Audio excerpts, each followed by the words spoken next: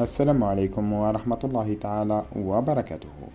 رشح مدرب منتخب الكوديفوار جون لويس غاسي المنتخب الجزائري للمنافسة على لقب كأس الأمم الإفريقية المزعم إجراؤها خلال الفترة الممتدة من 13 جانفي إلى 11 فبراير. ووضع المدرب الفرنسي قائمة مصغرة تضم البلدان المرشحة بقوة للتتويج بلقب الكان، فيما استبعد منتخب الكوديفوار في خطوة منه لإزاحة الضغط عن الكوديفوار مستضيفة الدورة.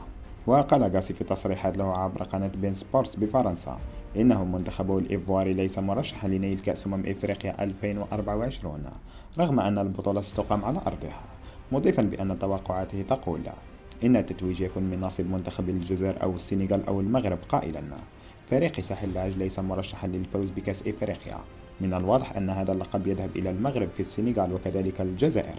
ولم يكن مدرب سانتيتيان سابق هو الوحيد الذي اعتبر المنتخب الجزائري أحد المرشحين، إذ أبدى المغربي وليد الركراكي نفس الرأي مؤخرا رافضا ترشيح المغرب، والذي وصل مؤخرا إلى نصف نهائي كأس العالم 2023 كمفضل.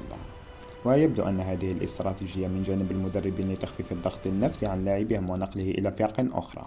وكان النخب الوطني جمال بلماضي قد استغرب بدورها خلال الندوة الصحفية الأخيرة يوم الأحد الماضي ترشيح الجزائر لنيل اللقب رغم الخيبة التي تعرض لها محارب الصحراء في كأس إفريقيا الأخيرة بالكاميرون، أين ودع زملاء القائد رياض محرز المنافسة من الدور الأول. وهنا بدوركم أعزائي المشاهدين، شاركونا الآن بتعليقاتكم أسفل الفيديو، ولا تنسوا الاشتراك في القناة والإعجاب بالفيديو ليصلكم كل ما هو جديد.